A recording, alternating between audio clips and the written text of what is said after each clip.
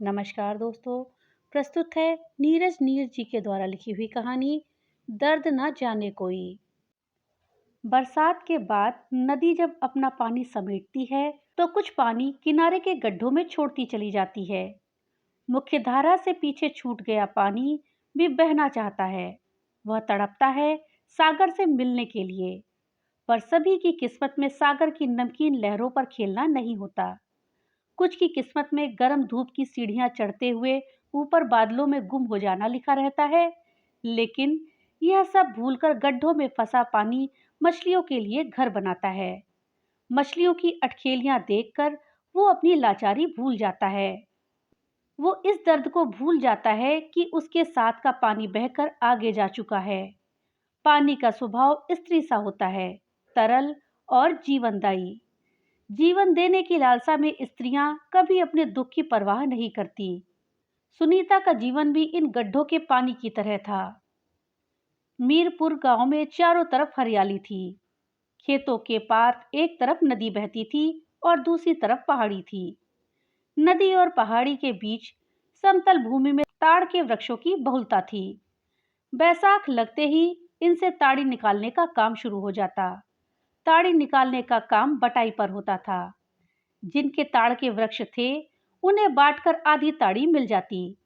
ताड़ी पीने वाले ताड़ी पीकर मस्त होकर कहीं आम के वृक्ष के नीचे बेसुध पड़े रहते। इन्हीं बेसुध पड़े रहने वालों में से एक नाम था सुनीता के पति रमेशर सिंह का। रमेशर सिंह एक छोटा किसान था। किसान इसलिए था कि उसके पास खेत थे, पर रमेशर सिंह को किसानी का काम कभी नहीं सुहाया। इसलिए वो खेतों को बेचकर खाने लगा। वो दिन भर खाली बैठा रहता, ताड़ी शराब पीता और जब पैसों की कमी होती तो खेत का एक टुकड़ा बेच देता।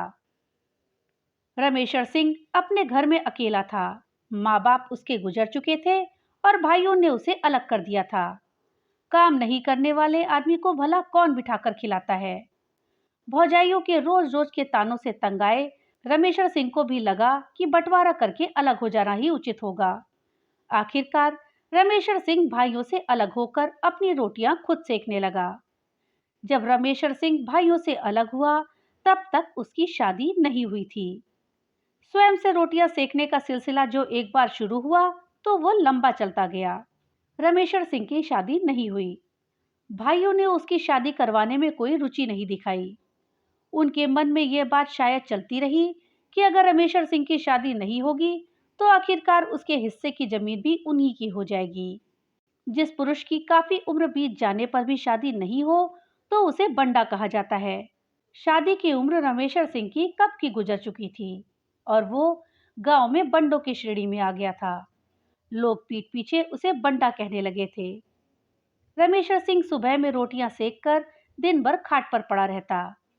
उसने अपने हिस्से की जमीन को बटाई पर उठा दिया था और बांटकर जो मिल जाता था उससे गुजारा करता और जरूरत होने पर खेत का एक टुकड़ा बेच देता। गर्मी के दिनों में जो लोग ताड़ी उतारने का काम करते थे वही लोग महुआ चुआने का भी काम करते थे। रमेशर सिंह की शाम महुआ की मस्ती में गुजरती। एक दिन दारू के झोंक में रोटी सेकते वक्त उसका हाथ बुरी तरह से जल गया। उस दिन उसके घर में एक अदद औरत की बड़ी कमी महसूस हुई। अगर औरत होती तो उसे अपना हाथ तो इस तरह नहीं जलाना पड़ता। उसी पल उसने निश्चय कर लिया कि वह कहीं से भी एक औरत का जुगाड़ कर लेगा। वैसे तो वह गाहे बेगाहे एक औरत के पास जाया करता था, लेकिन उसके बारे में सोचकर उसका मन खराब हो गया। उसे वह कैसे अपने घर लाकर बिठा सकता था। उसके पास ना तो जाने कितने लोग आते थे। वह तो एक ऐसी औरत लेकर आएगा जो सिर्फ उसकी होगी। भाइयों और भाभियों से तो उसे कोई उम्मीद नहीं थी। रमेशर सिंह जिस इलाके का था उस इलाके में जिनकी शादी नहीं हुई थी वैसे कई लोग लड़कियां खरीद कर लाए थे और शादी कर ली थी। रमेशर सिंह ने निश्चय किया कि वह भी अपने लिए लड़की खरीद कर लाएगा। रमेशर सिंह ने इस दिशा में कोशिश शुरू कर दी। उसकी कोशिश रंग लाई और वो एक औरत को खरीदकर लाने में सफल हो गया। लेकिन इस उपक्रम में उसे अपनी बहुत सारी जमीन बेच देनी पड़ी। फिर भी वो खुश था कि उसके घर में कोई रोटी बनाने वाली तो आ गई। वो एक गोरे रंग तीखे नैन नक्श वाली खूबसूरत सी औरत थी। साड़ी को उल्टा पल्लू करके पहनती थी, जैसे आम बंगालन औरतें पहनती हैं। रमेशर सिंह और उसकी उम्र में बहुत अंतर था। गांव वाले कहते थे कि वह उसे कहीं किसी कोठे से खरीद कर लाया था, परंतु रमेशर सिंह इस बारे में किसी से कुछ भी बातें नहीं करता था।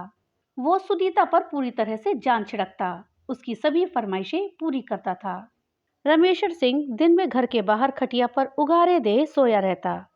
सुनीता जब घर में अकेली परेशान हो जाती तो दरवाजे पर आकर खड़ी हो जाती थी। सुनीता अपने घर के पुराने दरवाजे की चौखट से ओट लगाए, सर पर पल्लू डाले और पल्लू का एक सिरा अपने दांतों से दबाए उधर से गुजरते लोगों को अक्सर दिख जाती थी। वो लोगों से बात करना चाहती थी, लेकिन उसे बांग्ला के सिवा कुछ नहीं आता था और गांव के लोगों को बांग्ला का बा भी नहीं पता था।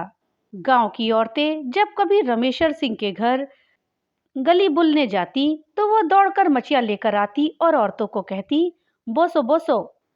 औरतें उसके इस बोसो बोसो पर ठहाका लगाकर हंस देती। हालांकि धीरे धीरे उसने गांव की भाषा सीख ली थी। रमेशर सिंह के घर में सुनीता के आने के बाद खर्चे बढ़ गए।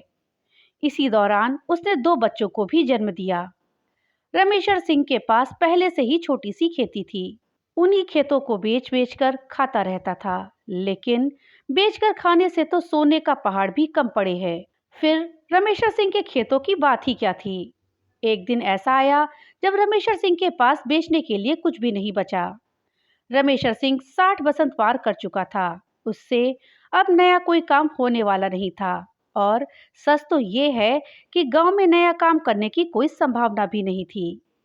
जिंदगी भर बैठकर खाने वाला आदमी शारीरिक परिश्रम वाला काम भी नहीं कर सकता था कि मजदूरी करके अपने लिए 2 रोटी कमा ले। कुछ दिनों तक तो उधार पैसा लेकर काम चला, पर जब भूखों मरने की नौबत आ गई तो एक दिन रमेशर सिंह घर छोड़कर भाग गया। सुनीता अब उस गांव में अकेली और बिना किसी सहारे के हो गई थी, पर उसे तो अपने 2 नन्हे बच्चों का सहारा बनना था। भूख किसी की सगी नहीं होती। जब सुनीता के बच्चे भूख से बिलबिलाने लगे तो माँ का ममतामयी दिल बिलक पड़ा। पड़ोसियों से 2 रोटी की भीख मांगकर लाई, लेकिन रोटी के साथ रमेशर सिंह के हिजड़ा होने का ताना भी मिला, जो अपने बीवी बच्चों को अनाथ छोड़कर भाग गया। सुनीता को अपने पति के बारे में ऐसा सुनना यद्यपि अच्छा नहीं लगा, पर उसके पास सुनने के सिवा और कोई विकल्प ही क्या था। जिसका पति घर छोड़कर भाग जाए, उसके पड़ोसी भी दिलदार नहीं होते। पड़ोसियों ने शीघ्र ही दुरदुराना शुरू कर दिया। अब क्या करे सुनीता, सोचती, कभी विचार करती कि कुएं में कूदकर जान दे दे, लेकिन बच्चों का ख्याल उसके पैर रोक देता। कभी विचारती कि बच्चों समेत कुएं में कूद जाए, फिर सोचती कि आखिर बच्चों की जान लेने का क्या फायदा, आखिर बच्चों की जान लेने का उसे क्या अधिकार है। तो वो फिर करे तो क्या करे।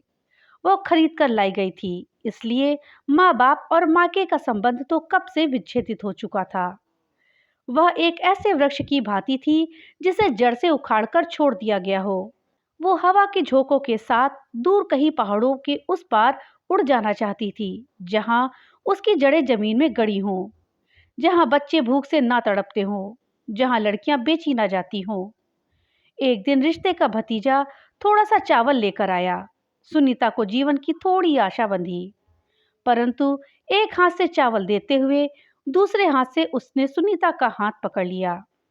ये क्या करते हैं बाबू, मैं आपके लिए माँ जैसी हूँ, सुनीता ने हड़बड़ाकर कहा। भतीजा तो वहां से चला गया, पर एक शाम के भात की आस भी चली गई। एक दिन गोधूली बेला में जब अंधेरा पिछवाड़े के नीम से उतरकर धीमे धीमे आंगन में पांव पसारने लगा था और उसकी भूख अपने चरम बिंदु पर पहुंचने लगी थी, उसे लगा कि उसका प्राण गले में आकर अटक गया है। बेटे भूख से बेसुध खटिया पर पड़े थे। सुबह से उन्हें पानी पिलाकर फुसला रही थी, पर पानी पिलाकर बच्चे तो फुसल जाते हैं, भूख को फुसलाना संभव नहीं। वो फिर आकर खड़ी हो जाती है। शाम के धुंधलके में सुनीता बच्चों को साथ लिए घर छोड़कर यह सोचकर निकल पड़ी कि या तो बाहर निकलकर रोटी का इंतजाम करेगी या बच्चों के साथ ही कहीं जान दे देगी। कई दिनों से भूखा रहने के बावजूद वो दिन में यह सोचकर नहीं निकल सकी कि कहीं समाज के लोगों को उसके घर से बाहर जाने का पता न चल जाए, जिससे रमेश्वर सिंह की प्रतिष्ठा धूमिल न हो। रास्ते में उसके बड़े बेटे ने बड़े ही भोलेपन से पूछा, माँ, तुम जादू से रोटी नहीं बना सकती? इस पर सुनीता की आंखें भर आईं। काश बेटे मैं बना पाती। अगर मैं जादू से कुछ बना पाती तो तुम्हें भूखा नहीं रहने देती मेरे बच्चे। मैं जादू से एक ऐसी दुनिया बनाती जहां कोई बच्चा भूख से ना तड़पे। सुनीता ने उसके सर पर हाथ फेरते हुए कहा। सुनीता के गांव से निकटवर्ती कस्बे की दूरी 4 किलोमीटर थी। भूख से बेहाल सुनीता कस्बे के बस के स्टैंड पर पहुंचते पहुंचते निढाल हो गई। सड़क किनारे गड़े चापाकल से पानी पीकर वो वहीं एक झोपड़ी नुमा होटल के बाहर कटे वृक्ष की भांति गिर गई। मानसिक रूप से बटोरी गई सारी शक्तियां मानो टूटकर बिखर गई। घास जब तक जमीन पर अपनी जड़ से जुड़ी रहती है, तब तक बड़ी से बड़ी आंधियां भी उसका कुछ नहीं बिगाड़ पाती। लेकिन जड़ से उखड़ते ही घास तिनके में तब्दील होकर उड़ जाती है। रात का धुंधलका गहराने लगा था। छोटे से कस्बे से इस समय किसी भी सवारी गाड़ी के खुलने की अब कोई संभावना नहीं थी। थोड़ी देर में जब उसने जरा होश संभाला तो देखा कि बच्चे भूख से बिलख रहे हैं। छोटा वाला तो एकदम अधमरा हो गया था। वह रो भी नहीं पा रहा था। उसकी आंखें उलटने लगी थी। सुनीता ने साहस करके होटल वाले से कहा, भैया एक रोटी दे दो, बच्चों को खिलाना है। पैसे हैं? होटल वाले ने कहा। पैसे तो नहीं है भैया, उसने कहा। पैसे नहीं है तो रोटी क्या मुफ्त में मिलती है? चल भाग यहाँ से। होटल वाला घुड़का। बच्चा मर जाएगा भैया, रोटी दे दो। बदले में तुम जो कहोगे मैं तुम्हारा काम कर दूंगी, उसने कहा। अच्छा तो पहले काम कर दे, फिर रोटी लेना, होटल वाले ने उसकी ओर देखते हुए कहा। क्या काम करना है भैया, बोलो, उसके मुंह से मरियल सी आवाज निकली। बच्चे को इधर चौकी पर रखो और अंदर आओ। होटल वाला उसे होटल के पीछे बने कमरे में ले गया, जिसमें आटे की बोरियां और होटल में काम करने वाले अन्य सामान रखे हुए थे। उसने उसे धकेलकर बोरे पर गिरा दिया। कई दिनों की भूखी सुनीता लाश की तरह बोरे से लुढ़क कर नीचे गिर गई। होटल वाले ने उसे उठाकर फिर से बोरे पर रखा। ठीक से बैठ ससुरी, होटल वाला घुड़का। क्या करना है भैया, उसने मिमियाते हुए पूछा। आरती उतारनी है तेरी, टाइम मत खराब कर। रोटी चाहिए तो जल्दी कर, नहीं तो भाग यहाँ से। ऐसा ना करो भैया, कोई और काम करवा लो, मैं जूठे बर्तन धो दूंगी, सुनीता ने गिड़गिड़ाते हुए कहा। जूठे बर्तन धोने के लिए बहुत पड़े हैं यहाँ। देख, अभी दुकानदारी का टाइम है, टाइम खराब मत कर। आती है तो बोल, नहीं तो भाग यहाँ से। सुनीता का बड़ा बच्चा जोर जोर से रोने लगा था, जिसकी आवाज उसे सुनाई दे रही थी। वो विचलित हो उठी। कोई माँ अपने बच्चों को भूखा कैसे मरने दे सकती है, चाहे उसके लिए उसे स्वयं कितनी भी बार मरना पड़े। उसने आंखें बंद कर ली और अपना शरीर ढीला छोड़ दिया। होटल वाला अपने काम में लग गया। वह उसके मुंह को बुरी तरह भंभोड़ने लगा। सुनीता की आंखों में आंसू आ गए, लेकिन उसे इस बात की खुशी थी कि उसके बच्चों के लिए रोटी का इंतजाम हो गया था। लेकिन भूखे बच्चों को रोटी मिलना इतना आसान होता तो कोई बच्चा भूख से नहीं मरता। सुनीता जैसे ही जाने लगी, तभी एक और आदमी बस का खलासी आ गया। खलासी ने आकर फिर से आटे की बोरी पर उसे पटक दिया।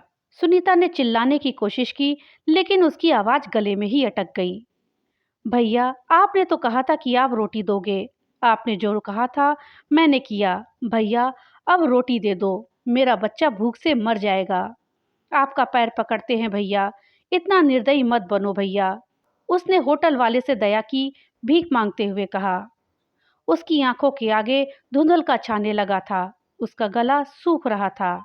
खलासी भूखे कुत्ते की तरह उस पर टूट पड़ा और सुनीता मृतदेह की तरह पड़ी रही। शीघ्र ही यह खबर पूरे बस स्टैंड में फैल गई कि होटल में माल आया हुआ है। रात गहराने के साथ बस स्टैंड में रात बिताने वाले ड्राइवर, खलासी और दलाल होटल के उस कमरे में एक एक करके जाते रहे और निकलते रहे। कुल मिलाकर 15 जानवरों ने उस रात उस लाश के साथ अपनी हवस पूरी की।